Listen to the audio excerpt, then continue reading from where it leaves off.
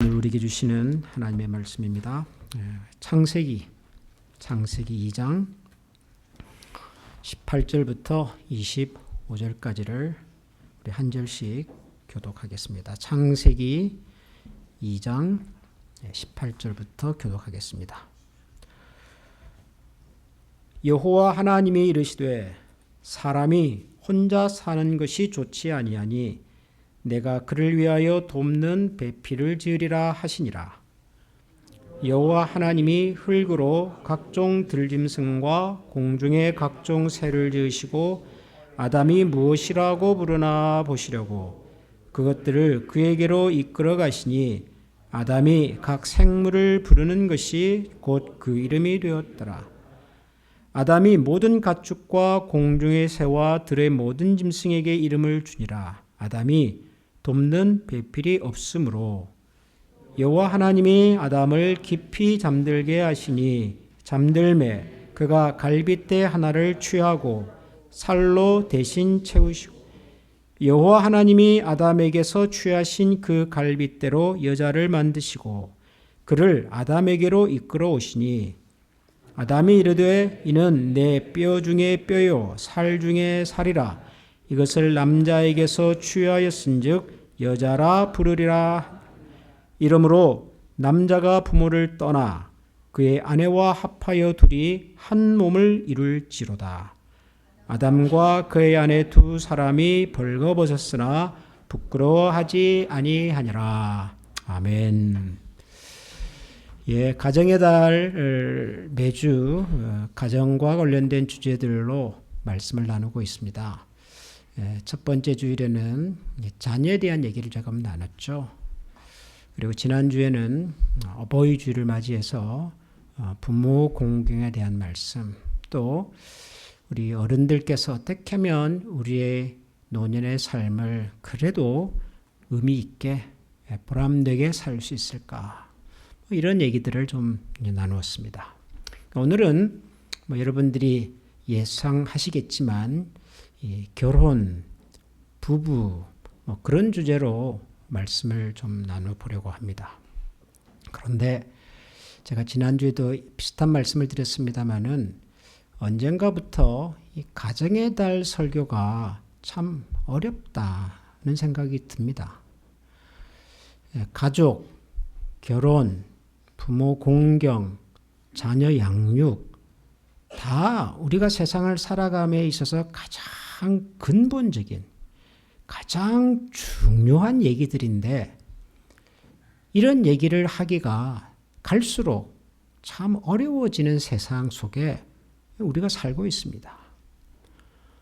무슨 자녀가 많이 없어요. 자녀가 없다 보니 자녀를 어떻게 양육할까 하는 얘기는 뒷전이 돼버리죠. 부모 공경은 마땅한 일이지만 우리 곁에도 부모님들이 계시지를 않는단 말이에요. 오늘은 부부에 관한 얘기를 할 텐데, 결혼에 관한 얘기를 할 텐데, 이거는 더 어려워요. 더 어렵습니다. 여러분 세대에는 결혼이라고 하는 말을 들으면 가장 먼저 어떤 단어가 떠올랐습니까? 어떤 감정이 마음속에 생겼습니까? 여러분 세대에 여러분들이 결혼하실 때 누군가와 결혼을 한다, 가정을 이룬다, 부부가 된다라는 말을 생각을 했을 때 가장 먼저 떠올랐던 감정은 뭡니까? 여러분 지금 한번 잠깐 생각해 보십시오. 아마도 행복, 설레임, 기쁨, 사랑, 가족, 자녀 이런 것들이셨을 거라고 생각을 합니다. 아마 대부분 그러시죠. 여러분들이 결혼하실 때 결혼이라고 하는 말을 듣거나 혹은 내가 결혼을 해야 되겠다라고 생각을 할 때 떠올랐던 기본적인 감정들이 이런 것이었습니다. 참 행복하겠다. 좋다. 가정을 꾸리네. 자녀가 생기겠네. 설레이네. 그 결혼식장에 내가 어떻게 무슨 음악을 들으면서 어떻게 들어가지? 이런 것들이 아마도 결혼이라고 하는 말을 들으면 가장 먼저 떠올랐던 감정일 것입니다. 요즘은 어떨까요? 요즘 사람들에게 결혼이라고 하는 말을 들으면 가장 먼저 뭐가 연상이 되십니까? 어떤 감정이 생깁니까? 라고 묻는다면 요즘 사람들은 결혼이라는 말을 들으면 무슨 감정이 먼저 떠오를 것 같습니까? 이런 빅데이터 이런 거 있잖아요. 빅데이터. 예를 들어서 지난 한 주간 동안 미국에서 오고 갔던 수많은 뉴스, 개인들이 뭐 인터넷에 올리는 SNS 혹은 신문, 언론, 뭐 인터뷰 이런 것들이 요즘은 다 데이터로 모이잖아요. 요즘 세상에나 그걸 빅데이터라 그런단 말이죠. 어마어마한 데이터들이 있잖아요. 그 중에서 어떤 한 단어를 딱 집어가지고 요 말과 관련해서 가장 많이 지난 한 주간 동안 사람들이 들었거나 사용했거나 표현했던 관련된 단어가 뭐냐 이런 것들을 찾을 수가 있어요. 가운데다가 결혼이라고 딱 쳐봅시다. 그럼 결혼이라고 하는 말을 할 때 사람들이 지난 한 달 동안 주로 어떤 생각을 어떤 얘기를 주로 많이 했냐 이걸 찾아보는 거예요. 굉장히 중요한 거죠. 요즘 사람들이 결혼이라고 하는 말을 할 때 주로 무엇과 관련해서 얘기를 하는가 이런 것들을 찾아보는 거니까요. 그러니까 우리는 뭐 미국에 살고는 있지만 우리는 정서적으로 문화적으로 여전히 한국적 정서를 많이 가지고 있기 때문에 한국 사람들, 한국의 젊은이들의 빅데이터를 좀 보면은 여러분 결혼이라고 하는 말이 딱 나왔을 때 제일 먼저 제일 가까이 결혼 다음으로 등장하는 단어가 뭘 것 같으세요? 요즘 젊은 세대들에게 결혼이라고 말을 딱 듣는 순간 가장 먼저 떠오르는 단어가 뭘 것 같으세요? 돈이에요. 돈. 결혼. 돈. 돈 있어야 결혼하고 돈 없으면 결혼 못하고. 돈이에요. 돈. 그 다음에는 집. 집을 마련해야 될 거 아니에요. 집. 그러면 감정적으로는 결혼이라고 하는 말을 딱 듣는 순간 어떤 감정이 먼저 떠오를까요? 뭐 저나 여러분이나 대개 우리는 행복, 기쁨, 설레임, 기대 뭐 이런 것들이잖아요. 결혼 그러면은 기다림 이런 거잖아요. 요즘 사람들은요. 불안, 두려움, 혹은 슬픔 이런 단어들이 결혼하고 같이 사용이 돼요. 감정적으로. 그러니까 결혼이라고 하는 이 말이, 결혼이라고 하는 이 일이 요즘 사람들에게는, 요즘 세대에게는 우리가 살아왔던 시대처럼 행복하다, 기다려진다, 설렌다, 앞으로 가정을 이루면 행복하겠지가 아니고 돈이 있어야 되고 집도 있어야 되고 돈도 집도 없으면 내 인생에 결혼은 없는 거고 설령 결혼을 해봐도 그 인생이 마냥 행복하거나 기쁠 것만 같지 않고 결혼해서 살아가는 인생의 곳곳에 암초들이 널려 있어서 불안하고 이 관계를 지속할 수 있는 능력이 나한테 있을까? 염려가 되고 이런다는 거예요. 여러분 이해하실 수 있겠습니까? 요즘 사람들이 결혼이라고 하는 것을 어떻게 생각하고 받아들이는지 여러분 이해하시겠습니까? 아마 우리 어른들은 절대로 이해 못하실 거예요. 세상에 결혼이야말로 일륜지 대사인데 사람이 세상에 태어나서 가장 크고 중요한 일이 결혼인데 어떻게 결혼 앞에서 그런 생각을 한단 말인가? 아마 우리 어른들은 도무지 젊은 사람들의 생각을 이해하지 못하실 거예요. 그런데 현실입니다. 현실이에요. 그러니까 지금은요. 결혼할 수 있으면 좋고 결혼 못해도 할 수 없고 뭐 결혼 안 하면 혼자 살지 뭐. 결혼을 해서 자녀를 꼭 낳아야 돼? 자녀 없으면 어때? 심지어는요. 이제는 우리 젊은 세대들은 결혼하지 않고도 자녀를 낳아 기르겠다는 사람들이 많아지고 있어요. 결혼 안 하고도 자녀 낳아 기르겠대요. 세상이 이렇게 돌아가는데 우리의 자녀들은 안전할까요? 그래서 저는 오늘 이 얘기를 준비하면서도 또 그런 생각이 들어요. 들어야 할 사람들은 없고 이미 결혼해서 가정을 이루고 참 잘 살아가는 어른들만 앉아 계셔서 도대체 나의 이 설교가 또 무슨 의미가 있을까? 그런 생각이 들어요. 그래서 참 어렵습니다. 그런데 어려울수록 어떻게 하죠? 직진하는 겁니다. 우리는. 어렵다고 해서 이 변수 생각하고 저 변수 생각하고 저 사람 사정 봐주고 저 사람 환경 봐주고 이렇게 타협하기 시작하면 결국 우리는 성경대로 살 수가 없잖아요. 그래서 결국은 제가 돌아가는 곳은 할 수 없어요. 성경은 가정을, 부부를, 결혼을 뭐라고 얘기했는가로 돌아가는 거예요. 돌아가 보면 지금 우리가 그 하나님의 오리지널 플랜으로부터 얼마나 벗어나 있는지 혹은 얼마나 가까이 있는지 우리가 고쳐야 한다면 개선해야 한다면 어디를 어떻게 고치고 개선해야 되는지 결국은 우리가 이 오리지널 플랜 건축의 설계도와도 같은 성경의 가르침으로 다시 돌아갈 수밖에 없겠더라고요. 얘기 들어보면 우리가 원래 집을 지으려고 할 때 이런 설계도를 가지고 지었는데 지금 보니까 설계도와 다르게 이런 것들이 막 만들어졌고 무너졌고 금이 갔네. 설계도를 보면 그래서 여기를 보강하고 여기를 고치고 해야 되겠구나 생각이 떠오르지 않겠냐고요. 그래서 제가 선택한 말씀은 결국은 성경이 우리에게 말하는 결혼과 가정에 대한 얘기일 수밖에 없겠다. 그런 생각이 들었습니다. 그리고 그 시작이 바로 오늘 우리가 읽은 창세기 2장에 나오는 아담과 하와의 만남, 이 사건이에요. 아담과 하와.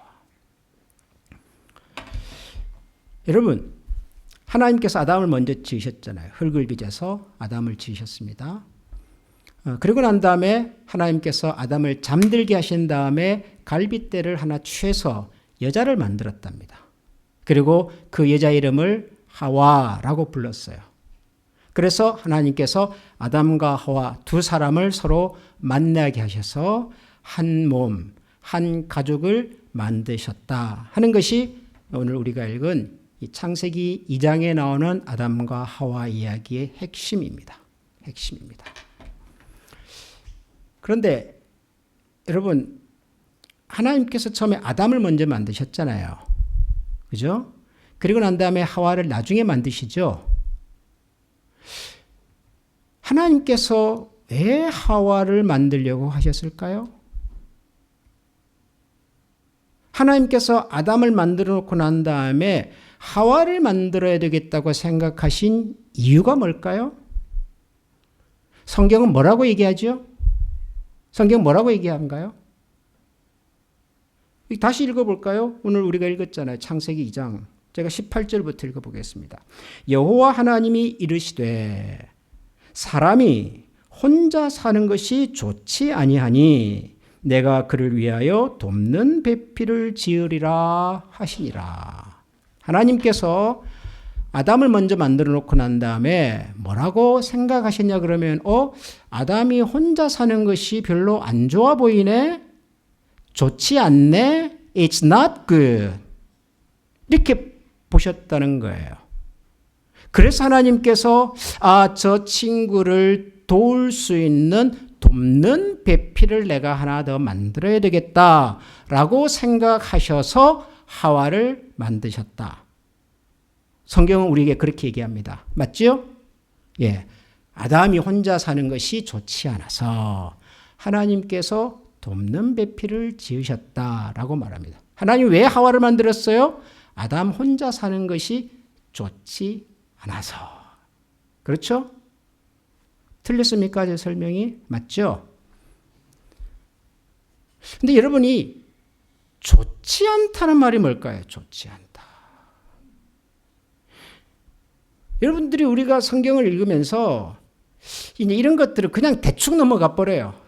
좋지 않았다. 안 좋았겠지. 하나님 보시기에. 그러니까 하나님께서 하와를 붙여가지고 좋게 만드셨겠다. 이렇게 단순하게 생각을 하는데 여러분, 하나님 어떤 분이십니까? 하나님 어떤 분이시죠? 하나님 전능하신 분이십니다. 그렇죠? 하나님께서는 모든 것을 완벽하게 하시는 분이시죠. 하나님에게 실수가 있습니까? 하나님께 부족함이 있습니까? 없어요. 하나님은 그 자체로 완벽한 분이고 전능한 분이고 무슨 일을 하셔도 완벽하게 해내시는 능력을 가지신 분이시란 말이에요. 그게 하나님이시잖아요. 근데 그런 하나님이 아담을 만들었다. 그러면 그 아담은 어떤 아담인 거예요? 완벽한 아담인 거예요. 흠이 없는 아담이어야 된단 말이죠. 절대 거기에 무슨 좋지 못하다, 나쁘다라고 하는 부정적인 평가나 부정적인 감정이 들어가서는 안 되는 거예요. 왜? 하나님이 만드셨는데요? 그렇잖아요. 감히 누가 하나님이 만드신 것을 두고 저거 부족해, 저거 못 미쳐, 저거 안 좋아, that's not good enough 라고 말할 수 있냔 말이에요. 아무도 그럴 수 없어요. 그러니까 하나님이 보시기에 좋지 않았다는 말을 여러분들이 생각하는 것처럼 it's not good, 좋다의 반대는 나쁘다. 그러니까 하나님 보시기에 아담이 혼자 사는 것이 나쁘다라고 생각하시면 안 된다 그 말이에요. 이해가 되십니까? 좋다의 반대말이 나쁘다가 아니란 말이에요. 지금 이 성경에서 하고자 하는 이야기는. 이걸 여러분들이 이해하셔야 돼요. 어떤 분들은 이래서 이 말씀을 가지고 와서 봐라 성경에 사람이 혼자 사는 것이 좋지 않다 그랬다. 그러니까 반드시 결혼해야 된다. 결혼 안 하고 혼자 사는 것은 좋지 않은 것이다. 나쁜 것이다. 틀린 것이다. 성경적으로 틀렸다라고 말하는 분들이 가끔 있어요. 그런 분 있죠? 그런 분 있어요. 근데 만약에 그런 분도 자기 자식이 결혼 안 하고 살면 어떡할 건데요? 뭐 때려서라도 결혼을 시킬 거예요? 성경이 말하고 싶은 것은 혼자 사는 것이 나쁘다, 틀렸다라는 얘기가 아니에요. 그러면 하나님께서 좋지 않다라고 말하는 말은 무슨 뜻일까? 좋지 않다. 하나님은 완벽하신 분인데. 여러분 혹시 그림 좋아하십니까? 그림? 세계에서 제일 유명한 화가가 누구죠? 내가 그림 잘 몰라도 유명한 화가 그러면 딱 나오는 이름 있잖아요. 피카소. 그죠? 나는 피카소라는 사람 본 적은 없어도 피카소라는 사람 유명한 것을 알아요. 그죠? 세계에서 가장 유명한 화가예요. 피카소. 피카소가 어느 날 화실에서 그림을 하나 딱 그려요. 딱 그려놓고 멀리서 딱 보면서 It's not good 라고 말했다고 생각합시다. 그러면 피카소가 그 그린 그림은 정말로 안 좋은 거예요? 정말로 bad이에요? Something wrong이에요? 아니에요. 여러분 피카소가 그린 것은요 그냥 분만 몇 번 왔다 갔다 해도요 지금 경매시장에 내놓으면 수천만 불을 받을 수 있는 작품이에요. 그렇잖아요. 미켈란젤로라고 하는 화가가 옛날에 여러 작품들을 다 그렸는데 그중에 완성하지 못한 작품이 어디서 발견이 됐어요. 막 선만, 붓칠만 몇 군데 있어요. 이거는 그림이 아니에요. 그런데도 그것을 경매시장에 내놓으면 그것이 수천만 달러를 한다니까요. 왜 그래요? 피카소가 끈적거린 작품이니까 그렇단 말이에요. 이해가 되시죠? 절대로 그 작품이 부족하다, 나쁘다라고 할 수 없어요. 그런데도 불구하고 피카소가 It's not good 라고 했다며. 무슨 뜻이에요, 그거는? 무슨 뜻이에요? 뭔가 좀 부족하다. 뭔가 좀 아쉽다. 내가 생각하는 그 그림에 아직 도달하지 못했다. 조금 더 내가 손을 대야 될 여지가 있다. 그런 뜻이잖아요. 여러분 그렇잖아요. 주부들이 집에서 음식을 한단 말이에요. 열심히 만들었습니다. 찌개를 끓였어요. 맛을 봅니다. 그러면서 이래요. 그러면 제가 그 옆에서 음식의 음자도 모르는 남편이 실패했네? 라고 말하면 한 대 맞는 거예요. 그거는. 그렇잖아요. 음식의 전문가가 맛을 보면서 라고 했던 것은 뭔가 더 여지가 있다. 내가 더 완성시킬 여지가 있다. 내가 그걸 좀 생각해 보는 거잖아요. 근데 그걸 가지고 음식도 할 줄 모르는 여자가 돼가지고 무슨 멋지게를 끓인다고 라고 한다면 쫓겨나도 마땅한 남편이에요. 그런 남편은. 이해가 되십니까? 지금 이 하나님께서 좋지 않다라고 하신 말씀의 의도가 뭔지 아시겠습니까? 나쁘다는 뜻이 아니에요. 나쁘지는 않는데 하나님 보시기에 뭔가 더 여지가 있는 거예요. 완성할 여지가 있는 거예요. 좀 더 손이 필요한 거예요. 하나님이 그리셨던 그림에는 못 미친 거예요. 그것을 좋지 않다라고 표현하신 거예요. 하나님께서는. 그러면 좋게 만들면 어떻게 해야 되죠? 간장을 더 넣든지 설탕을 더 넣든지 양파를 더 썰어서 넣든지 하면 되잖아요. 그래서 하나님이 누구를 만드시겠다고요? 돕는 배필을 내가 지어야 되겠다 하신 거예요. 돕는 배필. 하와는 아담의 돕는 배필입니다. 하나님께서 하와를 지으신 가장 중요한 목적은 아담을 돕기 위해서입니다. 그런데 이 말도 오해가 많아요. 돕는 배필, 그러니까 철없는 많은 남자들이 여자는 나를 돕는 존재구나. 나의 보조구나. 내가 주연이고 아내는 조연이구나. 내가 주인공이고 아내는 엑스트라구나 라는 엄청난 착각과 오해를 가지고 살아가는 어리석은 남자들이 세상에 너무 많아요. 그런데 그런 생각의 기초가 여기에 있어요. 돕는 배필이라 그러지 않았냐. 여자의 존재는, 여자가 존재하는 목적은 남자를 돕는 것이지 자기가 주인 역할을 하는 것이 아니다라고 생각하는 거예요. 완벽한 오해입니다. 완벽한 오해. 왜 이게 완벽한 오해냐 그러면, 우선 여러분, 이 돕는다는 말이요, 굉장히 독특한 말이에요. 성경학자들이 이 돕는다는 말을 성경에서 쭉 찾아보니까요, 여기 말고 어디서 돕는다는 말이 나오냐 그러면 하나님께서 우리를 돕는다 라는 말에 똑같은 단어가 쓰였대요. 여러분, 시편 121편인가요? 내가 산을 향하여 눈을 들리라. 나의, 그 다음 뭐죠? 나의 도움이 어디서 올까? 나의 도움이 어디서 와요? 천지를 지으신 여호와에게서로다. 그러잖아요. 시편 41편에 보면 여호와는 나의 도움이시요, 나의 피난처시요, 나의 반석이요. 그런 고백이 나와요. 돕는다는 말이 하나님과 관련해서 사용이 되더라고요. 하나님이 우리를 돕는 분이세요.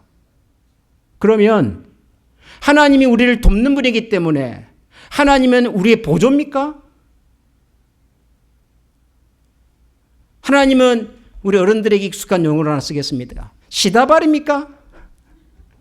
예? 하나님은 우리의 시다발입니까? 우리가 주인이고 하나님은 조연입니까? 이 돕는다는 말에 대한 근본적인 오해를 하고 있는 거예요. 돕는다는 말은 절대로 내가 낮아서 열등해서 부족해서 나보다 높은 사람을 돕는다는 뜻이 아니란 말이에요. 그럼 다시 하나님께로 가봅시다. 하나님께서 우리를 돕는 분이시래요. 그러면 하나님은 왜 우리를 도우시죠? 왜 우리를 도우실까요? 하나님은 우리가 도움이 필요한 존재이기 때문이에요. 그렇잖아요. 도움이 필요한 존재란 말이에요. 인간은. 우리는 우리를 스스로 도울 수 있는 힘이 없는 존재란 말이에요. 우리는 고등학교 영어 시간에 heaven helps those who help themselves 그런 거 들어봤잖아요. 하늘은 스스로 돕는 자를 돕는다 그렇게 배웠지만 우리 인간은 스스로를 도울 수 없는 존재예요. 우리 인간은 내가 가지고 있는 약점과 나의 한계를 스스로 메이크업할 수 없는 존재란 말이에요. 우리에게는 그 능력이 없어요. 그럼 그 능력이 어디서 와야 될까요? 우리를 지으신 여호와에게서부터 오는 거란 말이에요. 도움을 주는 사람이 도움을 필요로 하는 사람보다 더 능력이 있는 말이죠. 더 수준 있는 사람이란 말이에요. 우리 인간이 도움이 필요한 존재라서 하나님이 우리를 도와야 하셨던 것처럼 남편이라고 하는 존재는 스스로는 완벽하지 못해요. 스스로는 좋지 못해요. 그 좋지 못한 부분을 누군가가 도와야 된단 말이에요. 그 도우는 사람이 돕는 배필 아내란 말이에요. 이해가 되십니까? 우리 여자분들이 저한테 박수를 좀 치셔야 되는데요. 세상에 이런 설교 언제 들어보셨어요? 예? 돕는 사람이 또 뛰어나다니까요. 돕는 사람이. 4월 5일 날 LAFC, LA 그 풋볼 클럽 축구팀하고 올랜도 시티 두 팀이 축구 경기를 했어요. FC, LAFC에는 우리가 잘 아는 손흥민이라는 선수가 뛰고 있잖아요. 그날 손흥민 선수가 한 골도 못 넣었어요. 그런데 혼자서 어시스트를 4개를 했어요. 어시스트를 4개를 했어요. 어시스트라는 게 뭐예요? 축구에서. 이 사람이 딱 공을 줬는데 그걸 받아가지고 누군가가 골을 넣은 거예요. 이걸 어시스트라고 그래요. 손흥민 선수가 혼자서 어시스트를 4개를 했어요. 골은 못 넣었어요. 그러면 그날 경기에 MVP는 누구였을까요? 골 넣은 사람이에요? 아니에요. 혼자서 어시스트 4개를 해준 손흥민 선수란 말이에요. 이해가 되세요? 골은 남편이 넣을 수도 있어요. 남자가 넣어도 괜찮아요. 아들이 넣어도 돼요.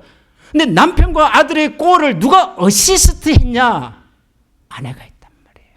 엄마가 했단 말이에요. 그러라고 하나님께서 가정을 만드시고 그러라고 하나님께서 두 사람을 부부가 되게 하셨어요. 이게 성경이 우리에게 말해주는 결혼, 가족의 원리입니다. 청사진입니다. 이해되십니까? 우리는 돕는 사람이고 우리는 어딘가에서 도움이 필요한 사람이에요. 도움이 필요한 사람에게 도움을 주고 나 역시도 도움이 필요할 때 기꺼이 도움을 요청할 수 있는 관계.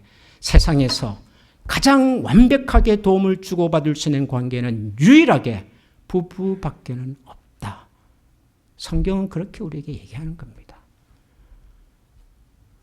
우리는 유교 문화권에서 자라서 부부관계보다도 위아래 관계가 더 중요하다고 들었고 배웠어요. 부모가 자식에 대한 사랑, 자녀의 부모에 대한 공경, 이것이 부부관계보다 더 중요하다고 들었고 배우고 그렇게 살아왔어요. 성경은 부모와 자식 관계 이전에 부부 관계가 있었다고 얘기합니다. 두 사람이 만나서 한 몸을 이룸으로써 가정이 시작이 되고 그 두 사람의 만남 속에서 자녀가 태어나 부모와 자녀 관계가 형성이 되고 그렇게 해서 가족이 확장되어 간 것이 세상이고 사회라고 성경은 말해요. 그만큼 부부는 중요합니다. 내가 뭐 결혼을 좋아하든 안 좋아하든 내가 결혼을 하든 안 하든 그것과 상관없이 두 사람이 만나 한 가정을 이루는 것은 하나님의 창조의 계획 속에 있었던 가장 중요한 우리 인생의 DNA입니다. 안타깝게도 오늘날 너무도 많은 사람들이 이 부부의 관계, 이 가족의 소중함을 너무도 잊어버리고 사는 것 같아서 너무도 안타깝습니다. 요즘은 남편은 아내를, 아내는 남편을 너무 비하하는 말이나 표현이나 이런 현상들이 너무 많아요. 한국에 생각이 별로 없는 남편들은 아내를 생각하기를 맨날 집구석에 들어앉아가지고 이런 표현을 생각 없이 사용을 해요.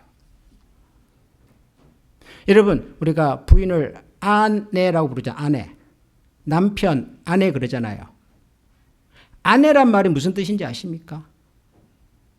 평생을 내가 남편, 아내 불렀으면서도 한 번도 생각 안 해봤겠죠? 여러분?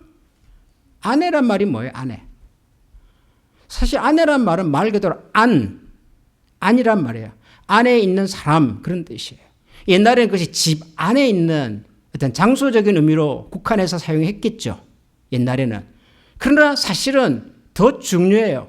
가정의 핵심, 중심, 그 자리에 누가 있다? 아내가 있다, 그런 뜻이라고.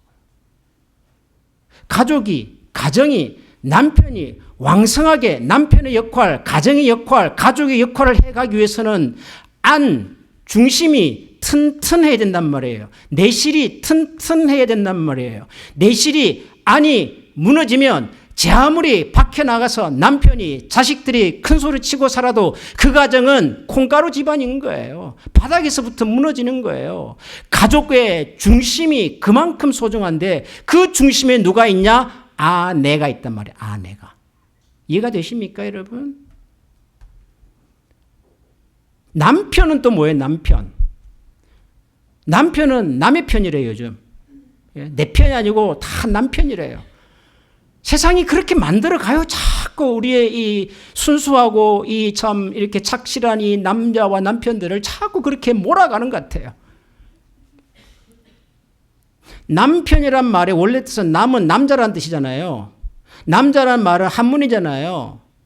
한문 남자 여러분 기억해 보십니까? 여자는 계집 여자 이렇게 쓰잖아요. 남자는 어떻게 쓰죠? 밭전자 딱 올려놓고 그 밑에 뭘 써요? 역자를 딱 붙이잖아요. 옛날 농경 문화 속에서 남편이란 밭에 나가서 열심히 일을 해서 가장을 책임지는 가장이었다, 그런 뜻이에요. 남편이란 그런 사람에게 내 마음을 주겠다. 그 사람과 함께 살겠다. 그 사람의 편이 되겠다. 남편은 남의 편이 아니고 내가 그 사람의 편이 되겠다고 하는 편이란 말이에요. 내가 그 사람의 편. 남편은 그런 존재였단 말이에요. 근데 우리가 그런 말은 한 번도 생각 안 하고 너무도 상대방을 가볍게 시니컬하게 냉소적으로 부르고 대합니다. 그러고도 가정의 화평을 여러분들이 기대하신다면 죄송합니다만은 이런 신보를 무슨 신보라 그래요? 석자 앞에 있잖아요. 신보 그래요. 여러분 기억하십시다. 우리의 부부관계가, 우리의 가족이, 우리의 가정이 성경이 말하는 것처럼 되지 못할지라도 우리가 가야 할, 우리의 자녀들이 만들어가기를 원하는, 혹은 지금은 어떤 이유들 때문에 혼자일 수밖에 없지만 그래도 그분들에게 필요한 것은 누군가에게 도움의 손길을 내밀고 그 도움의 손길을 아무런 이해 조건 없이 그냥 잡아줄 수 있는. 그래서 제가 오늘 이 설교의 제목을 짝이라고 하는 단어를 썼습니다. 짝. 이거 순 우리말이잖아요. 배필이라는 말의 순 우리말이 짝이에요. 짝.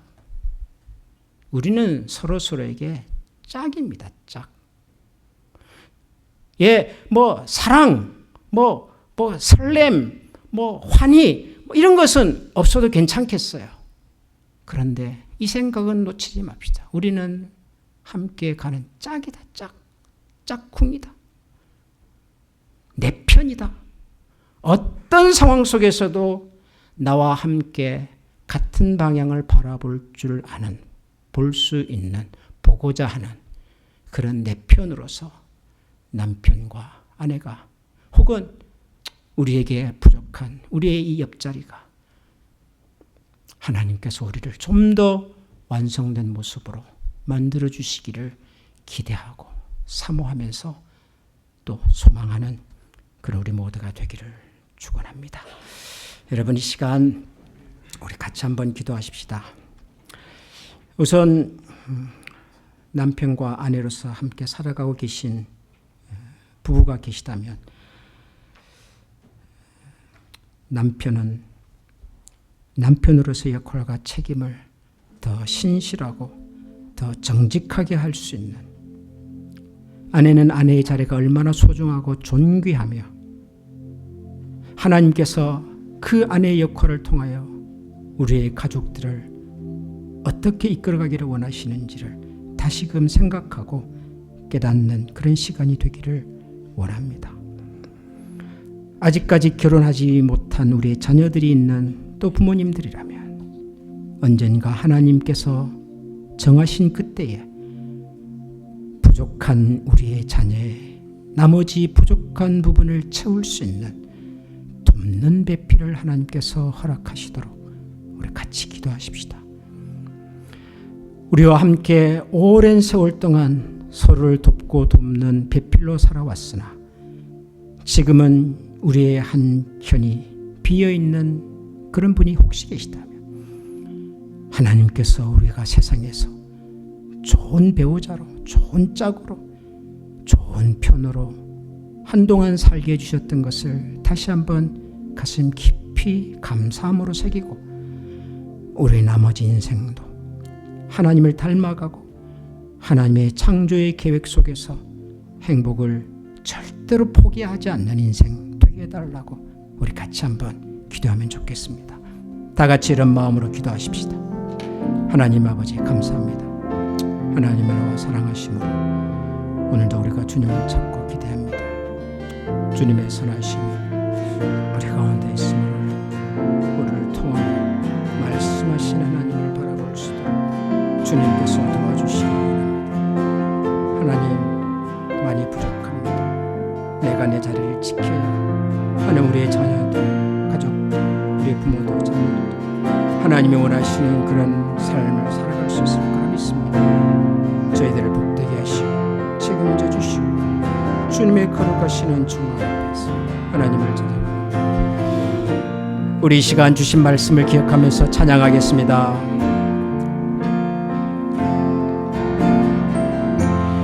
약할 때 강함 되시는 나의 빙계가 되신 주 나의 모든 것 주 안에 있는 보물을 나는 포기할 수 없네. 주 나의 모든 것 예수 어린 양 존귀한 이를 예수 어린 양 존귀한 이를 십자가 죄 사셨네. 십자가 죄 사하셨네. 주님의 이름 찬양을 주 나의 모든 것 쓰러진 나를 세우고 나의 빈잔을 채우네. 주 나의 모든 것 예수 어린 양 존귀한 이를 예수 어린 양 존귀한 이를 하나님께서 저희를 남자와 여자로 지으셨습니다.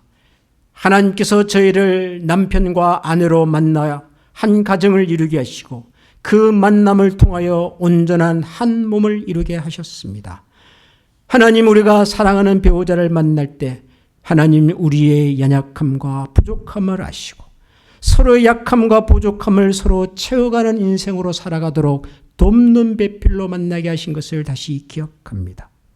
하나님 우리의 자녀들에게 홀로 계신 우리의 이웃과 가족들에게도 이와 같은 하나님의 은총 속에서 서로를 돕고 도우며 살아갈 수 있는 아름다운 삶의 동반자와 배필로 짝으로 친구로 이웃으로 저희들을 만나게 하셔서 하나님의 창조의 계획이 창조의 청사진이 아름답게 우리의 삶 가운데서 이루어지는 것을 보게 하시고 그런 소망을 위하여 오늘도 주님 앞에서 주님의 은혜와 도우심을 구하며 나아가는 모든 주의 백성들 머리 위에 우리 주 예수 그리스도의 은혜와 하나님의 사랑과 성령의 교통하시는 은총이 영원토록 함께 계시기를 축원하옵나이다. 아멘.